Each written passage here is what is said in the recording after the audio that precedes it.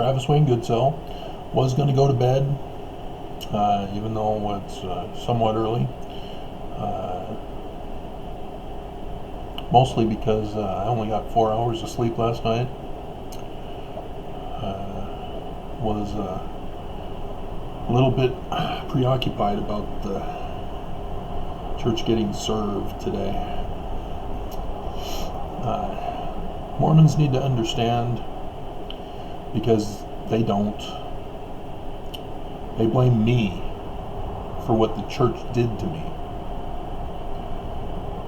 which means they justify criminal behavior of the church as long as it protects and defends the church, and as long as it's done by the church. As if the church is above and beyond persecution. And I'm sorry, but no. You can't commit crime. It's not simple. The church committed a crime against me, and they're capital crimes.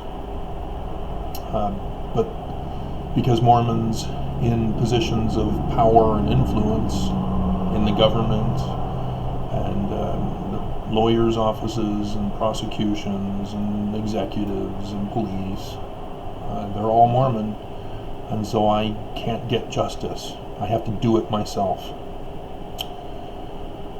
And so yes, I'm David going up against the biggest Goliath ever in human history. And the judges think that they're holding me back. But I found a way. And so the church got served today. What Mormons need to understand is from their own Book of Mormon. Alma, chapter 3, verse 19. Now the story is talking about the Amlicites. The Amlicites were those who followed Amlici. He was a man who wanted to be king. So he was the forerunner for the kingmen. And when Captain Moroni goes up to battle against the Lamanites under the control of Amlici, Captain Moroni has to go back to Zarahemla to combat the kingmen that rose up in his absence, being out on the front lines, protecting Zarahemla. And so this is a major feature of the Book of Mormon, about the desire to place a king on the throne in America other than the Christ who should be king. And if you've seen my other videos, you know that the Mormon Jesus Christ, according to Joseph Smith, is a human, a man. It's not the second coming of Jesus of the gospel narrative, which has been translated incorrectly. That may come as a shock if you're new to my videos. So I've talked a lot about it. But the Amlicites defect from the Nephites and go join the Lamanites, and says, we will fight for you. We know how to make armor to protect yourselves in battle so that you can be placed on an equal footing with the Nephites. And he then took advantage of the Lamanites' stupidity and rose up in the chain of command to where he assassinated the king of the Lamanites and became the king of the Lamanites. Because that's how you become king of the Lamanites, is through conquer. And thus the battle with Captain Moroni, who is a symbol, a code for the last days Messiah. And so here in verse 19, Mormon is making a comment about the situation with the Amalekites, who rebelled and purposely marked themselves like tattoos. Tattoos are evil! No, it had nothing to do with that. It's because they came out in open rebellion against God. That was the curse, or the cause of the curse. And it had nothing to do with the marking. The marking was just an outward sign of the curse, which is no revelation from God.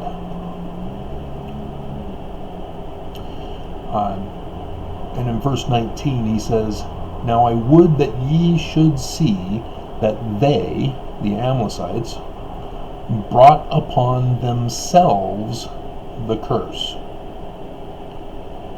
And even so doth every man that is cursed bring upon himself his own condemnation." God doesn't do anything. He doesn't bless, he doesn't curse. You get revelation. You either obey the revelation and fulfill it and find out from the fulfillment of it that it's good, comes from God, or you find out that this is worthless. Why was I listening to that voice? Then you know it's not from God. It's that simple. To blame or extol God for your whole life is a little bit naive on how the process works.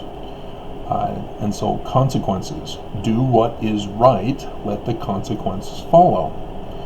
If you do what is wrong, the consequences of cursing or condemnation. Blessing if you do what is right. And the blessing is the fruit. People think, oh, I got revelation, I got warm fuzzy feelings, I'm blessed. No, it's the fruit. It's the end result. It's the product that you physically made, manifested.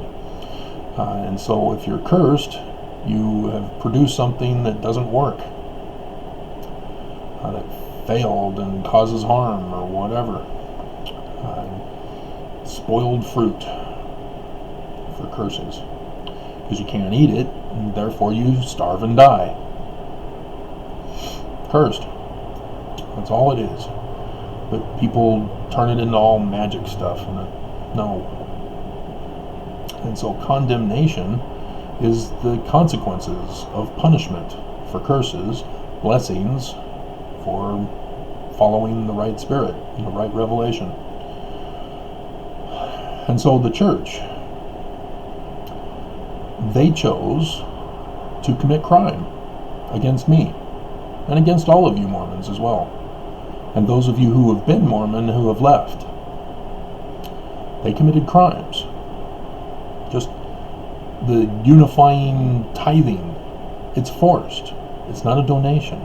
Church calls it a donation, but a donation is something that we don't have to give, but we choose to give because we believe that the money will go to a good cause.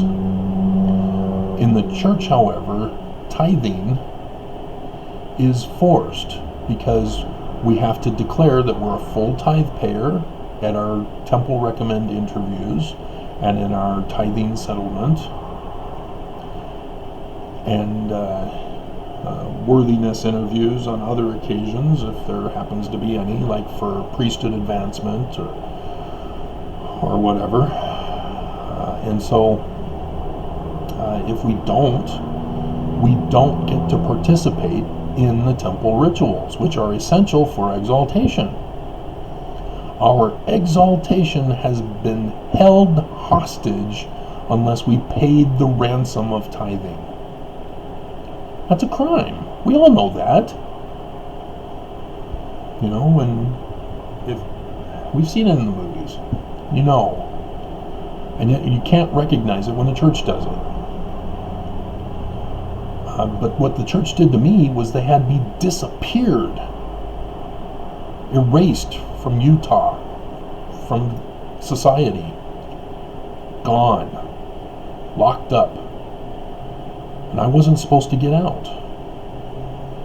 And so while I was gone, they began paying the person who got me locked up in the first place, got me disappeared. And I got out.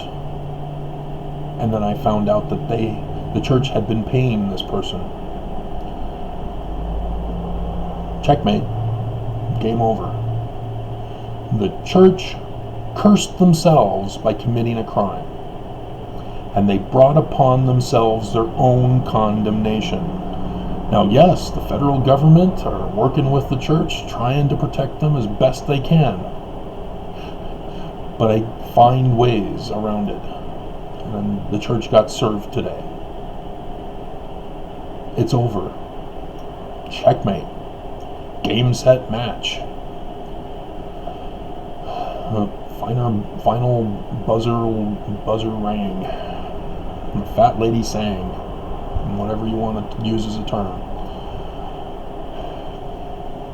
And so it's not me, Mormons. I'm one of you. Whether you chose to leave the church, having been a Mormon, or whether you're still Mormon, I'm one of you. We were all victims together. And the church brought upon themselves their own condemnation because they did not do what is right. And the consequences have to follow. That's the universal law that we accuse God of. Because it's that simple.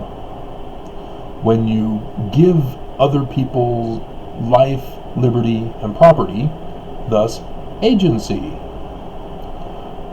people don't try to kill you. They love you. If you take life, liberty, and property from others, that's when they say, hey, and then they protest. And so for you to then be a wicked person and punish people for protesting your wickedness, that just makes it worse for you. You cause chaos in society. And that's what the church does, that's what government does when they're corrupt. And so I did that respect video, explaining all that. So, understand, Mormons, the church is over. We just have to wait and see what the church is going to do next. Whether they will concede and say, oops, you caught us, we have to confess.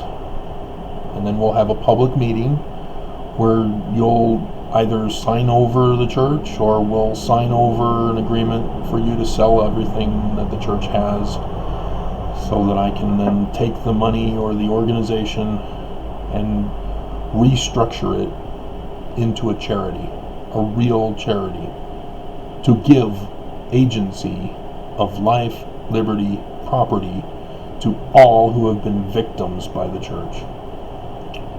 And we're talking in the trillions, because Ensign Peak is not the only investment they have. They've got other investments, which means they've got other hundreds of thousands, hundreds of billions. Ensign Peak not only had the 100 billion in tithing, they also had the 40 billion in other investments through them. And the church has other investment companies through which they make investments through those companies and funnel a portion of the business that they use that investment company for as well. That's their system. That's what they do. So there's tons and tons of money that they're hoarding. And so when they claim, oh, yeah, we give 40 million a year in the charity, that's nothing. Absolutely nothing.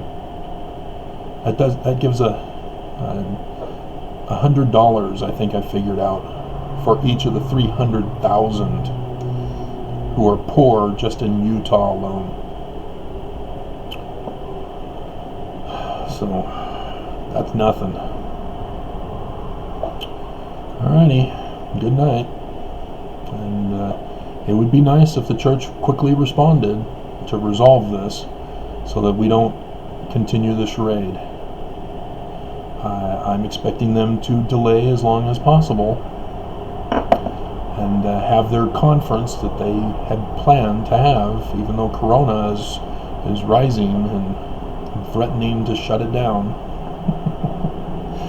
We'll see.